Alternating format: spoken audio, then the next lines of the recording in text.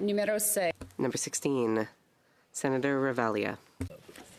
Thank you, Madam Speaker. Honourable colleagues, I rise today to speak to inquiry number 16, which addresses the vital issues of Canadian agricultural land management, food security, and economic stability. First, I'd like to thank Senator Black for bringing this important conversation to the forefront. Agriculture touches every aspect of our lives, from the food on our tables to the landscapes that define our communities. And yet, it's an issue that does not always get the attention that it deserves. To help understand the importance of agriculture, we must reflect on its roots across our provinces and territories. In Newfoundland and Labrador, families work tirelessly to cultivate fields in rugged and challenging environments, drawing sustenance from land that often gives little in return. For generations, agriculture wasn't about large-scale production. It was about survival, resilience, and an unbreakable bond with the land. What began as a supplementary practice for fishing families evolved into a thriving commercial sector by the late 1800s, supported by initiatives like the granting of Crown lands for farming. But it wasn't just policies that shaped this transformation, it was the determination of my fellow Newfoundlanders and Labradorians. Women in particular played a pivotal role, often managing farms while men worked in the fisheries. That legacy of leadership endures today, with nearly 1/4 of farm operators in Newfoundland and Labrador being women, a testament to their strength and lasting impact on agriculture. Farming in my province has never been for the faint of heart. It's not just labor-intensive, it's capital-intensive, requiring significant investments in land, equipment, and operations. For small farms, expanding to a commercial scale can feel like an insurmountable challenge without substantial financial backing. The challenges aren't just economic, they're generational. Nearly 60% of farm operators in Newfoundland and Labrador are over the age of 55. Who will take their place? Many young people see farming as a financial risk rather than a viable career path. And who can blame them? The barriers to entry are steep, and the rewards often seem uncertain. Yet, if we do not attract the next generation, what happens to our food supply? What happens to the communities that depend on these farms? The provincial government has taken steps to address these issues, allocating $300,000 for agricultural infrastructure projects, including support for new entrants. These efforts are promising, but they're just the beginning.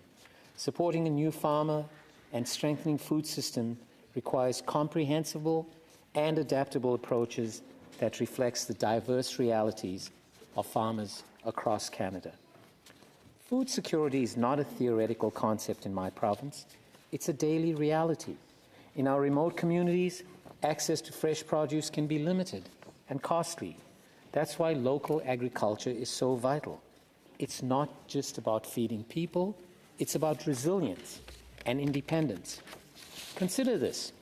Over 34% of farmers in Newfoundland and Labrador sell directly to consumers, double the national average.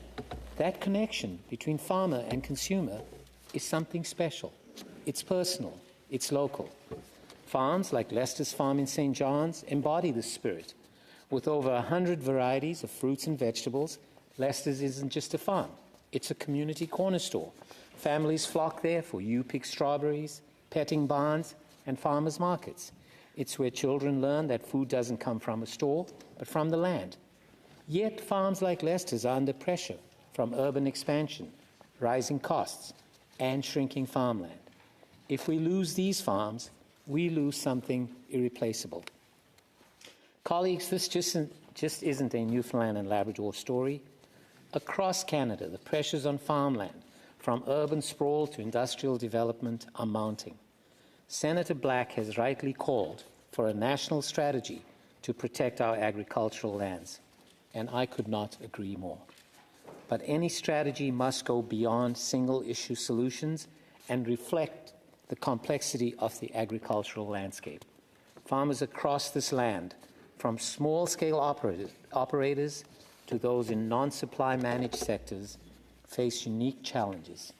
and these challenges require nuanced, flexible approaches.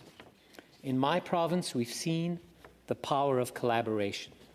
Through initiatives like the Way Forward Plan, the province exceeded its goal of 20% food self-sufficiency last year. That is progress, but we cannot stop there. Supporting new farmers, embracing emerging technologies, and investing in diverse and sustainable food systems are critical steps to building resilience. Across Canada, we need to protect agricultural land from irreversible loss and strengthen local food systems so every community, rural or urban, has access to fresh, affordable food. I want to thank Senator Black for sparking this important conversation. By raising this initiative, you have reminded us of the urgent need to protect the land, our soil, all that sustains us and empowers farmers who nourish us and ensure that agriculture remains at the heart of our communities. Together, we can build a future where Canada's agricultural legacy is defined by resilience, innovation, and abundance. Thank you. Merci. Miigwech.